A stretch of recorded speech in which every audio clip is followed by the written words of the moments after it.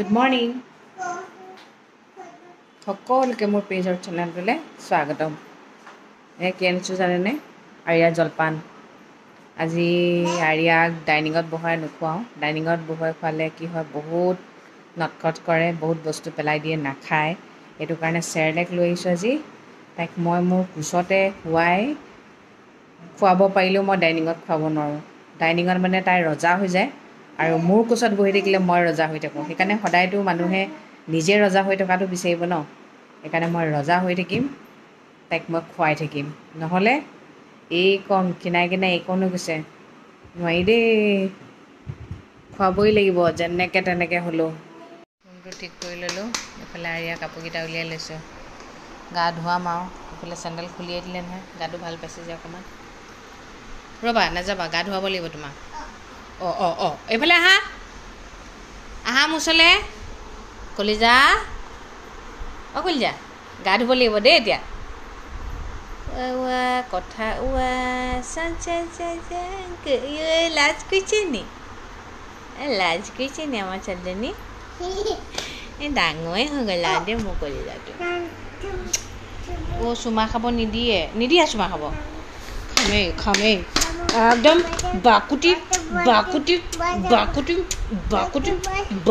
খাম, বাকুটি খাম। সকলো মানুহে ধনী হ'ব বিচাৰে ন, কিন্তু টকাৰ ধনী হ'ব বিচাৰে নে মনৰ ধনী হ'ব বিচাৰে কওকচোন? সকলোৱে টকাৰ ধনী হ'ব বিচাৰে, কিন্তু মই মনৰ ধনী হ'ব বিচাৰোঁ। মনটো চাফা কৰি ৰাখিব লাগে, মনটো ধনী হ'ব লাগে, তেতিয়া আপোনাৰ সুখেই সুখ হ'ব। টকাৰ যদি ধনী হ'ব বিচাৰে, সেই টকা এদিন শেষ হৈ যাব, আপোনাৰ টকাও নাথাকিব, মনো নাথাকিব। সেইকাৰণে সদায় মনটো চাফা কৰি ৰাখিব লাগে। আৰু আজি এটা কথা কওঁ, সৰুৰে পৰা এটা কথা শুনিছোঁ, ধনী ঘৰত বোলে চাবলৈ যাবা, দুখীয়াৰ ঘৰত খাবলৈ যাবা। কথাষাৰ সঁচা হয় ন, কিন্তু সকলো ধনী মানুহ তেনেকুৱা নহয়। কিন্তু যিবোৰ ধৰক কষ্ট কৰি মেলি ধনী হৈছে, সেইবোৰ মানুহৰ ঘৰত আপুনি খাবলৈও যাব পাৰিব, চাবলৈও যাব পাৰিব। যিবোৰ আনৰ টকাত ধনী হৈছে, সেইবোৰ ঘৰত আপুনি খাবলৈ যাব নোৱাৰে, অকল দূৰৰ পৰা চাবলৈ যাব লাগিব। মানুহে যিমান ধনী হ'লেও মনটো যদি ধনী নহয়, তেনেহ'লে আপোনাৰ থাকিও আপুনি ভিখাৰী বুলিয়ে ক'ব লাগিব। সেইকাৰণে সদায় মনটোক ধনী কৰি ৰাখিব।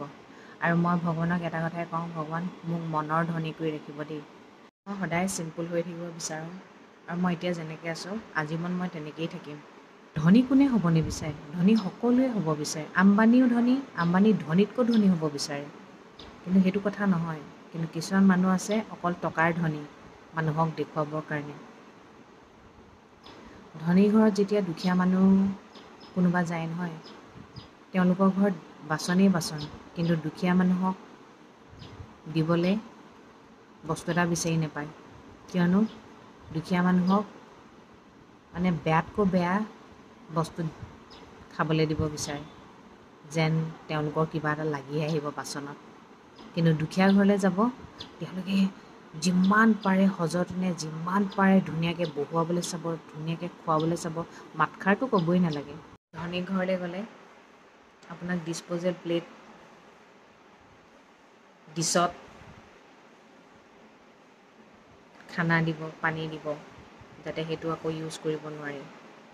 কিন্তু দুখীয়া ঘৰত আপোনাক কাঁহৰ কাঁহীত ভাত দিব, ক'ত আপোনাক বহাব পাৰি। আৰু ধনী ঘৰলৈ আহিলে চোফাৰখনত বহিব নিদিয়ে, মূঢ়াটোত বহিব দিয়ে। ইমান ডিফাৰেঞ্চ ন মানুহবোৰৰ? কিয়? চব মানুহ, অকল সাজ পোছাকযোৰ চালেই নহ'ব নহয়, মানুহৰ মনটো কিয় নাচায়? আৰু কেনেকৈ তেওঁ ভাবিব পাৰিলে মই ধনী বুলি? আচৰিত লাগে ন? আচলতে সেইবোৰতে ধৰিব পাৰি মানুহৰ মনবোৰ কিমান নিকৃষ্ট হয়, নিজকে কিমান ওপৰত আৰু আনক কিমান তলত বুলি ভাবে। আৰু আচলতে সেইবোৰ মানুহৰ অহংকাৰ হয়। আৰু যেতিয়াই মানুহৰ অহংকাৰ হয়, অহংকাৰ হ'লেই পতন হ'ব বুলি জানেই নহয়।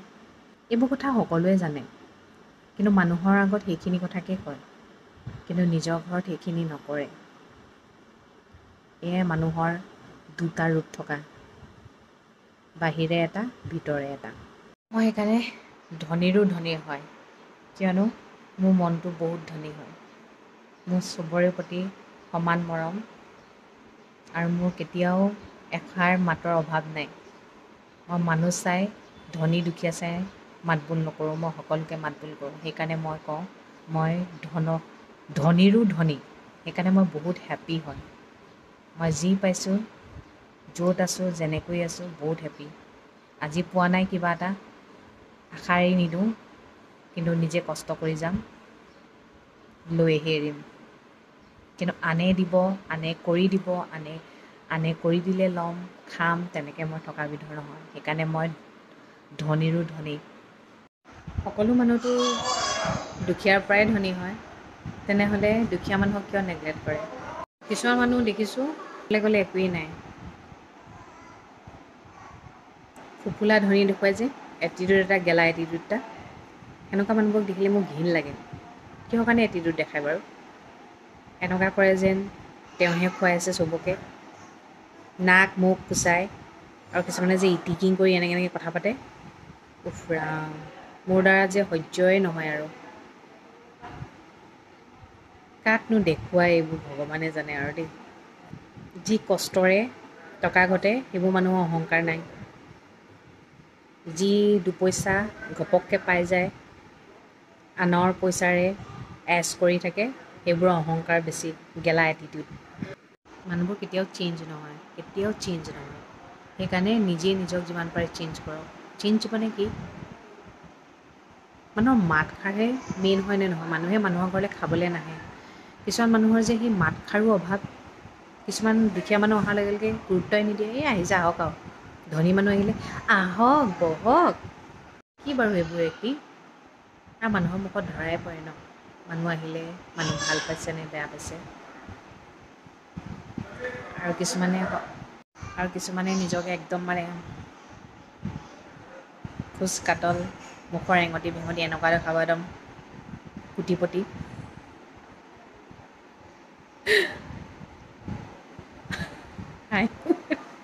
সঁচাকৈ মোৰ হাঁহি উঠে পায়। টকা থকা মানুহকেইটাও এনেকুৱা নেদেখুৱাই, যিকেইটাৰ নাই ফপফপ হৈ থাকে, সেইকেইটা তাৰডাল কি চাবা, যেন গোটেই বিশ্বৰ মানুহখিনিয়ে তাই বা তেওঁকহে চাবলৈ আহিছে। এটিটিউডডাল, গেলা এটিটিউডডাল। ধনী ঘৰত চাবলৈ যাবা, দুখীয়া ঘৰত খাবলৈ যাবা। ধনী ঘৰৰ বাহিৰখন দেখি বাহিৰে ৰংচঙীয়া, ভিতৰে কোৱা ভাতুৰি। কিন্তু দুখীয়া ঘৰত আপুনি বাহিৰে যি দেখিব, ভিতৰি সেয়াই, সেইটোৱেই মেইন লাগে। ৰংচঙীয়া হৈ একো লাভ নাই। এই ৰংচঙীয়া মানুহবোৰ কি হয় জানে? সুখবোৰ খুব কম, মানুহক এনেই এটা আৱৰণ দি থৈ দিয়ে হেপ্পী বুলি, কিন্তু হেপ্পী নহয়। ধনী হ'লে যদি মানুহৰ অহংকাৰে হয়, তেনেহ'লে মোক তেনেকুৱা ধনী নালাগে। মই যেনেকৈ আছোঁ তেনেকৈ থাকিবলৈ বিচাৰোঁ ভগৱান। আৰু এই অহংকাৰ কেতিয়াও যেন মোৰ নাহক। ক'ব নোৱাৰি ন, মানুহৰ মনহে, অহংকাৰ আহি যাবও পাৰে। সেইকাৰণে মই ভগৱানক কওঁ, মোক নালাগেও অহংকাৰ। মই মাটিৰ মানুহ, মাটিৰ লগতে মিলি থাকিম, আৰু যেনেকৈ আছোঁ মোৰ মাতষাৰেই বহুত। আৰু মই মনৰ ধনী হৈ থাকিব বিচাৰোঁ। পিছে আপুনি কিহৰ ধনী হ'ব বিচাৰিব? ধনৰ ধনী নে মনৰ ধনী? জনাব দেই। ঠিক আছে তেন্তে দিয়ক, আজিলৈ ৰাখিছোঁ। সদায় কোৱাটোৱে কওঁ, ভগৱানে সকলোৰে মংগল কৰক, সকলো সদায় ভালে থাকক। Good night.